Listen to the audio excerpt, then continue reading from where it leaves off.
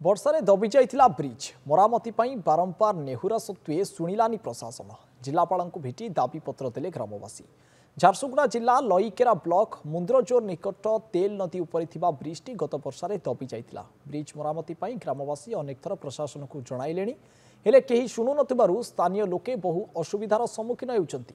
तेणु आज झारसुगुड़ा जिलापाल भेटी एक दाबीपत्र प्रदान करिसंती पूर्वतन विधायिका दीपाली दास समेत अनेक स्थानीय बासिंदा। जे वर्षा मासरे जेतेबेले बन्या हितला माने मते लागुचे मंत्री नेतार फोटो उठाबार कमी ने देखा जाय।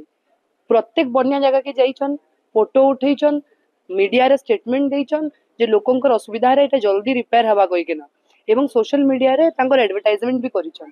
किंतु आज जेतेबेले लोकंकु असली प्रॉब्लम होचे से नेता माने केनु अछन आज कहाँ ले जसन के नहीं जिबार। आज पोल एतकी दिन गलानो शीत मास स्टार्ट ही गलानो से पोल एबे तक रिपेयर कहीं नहीं।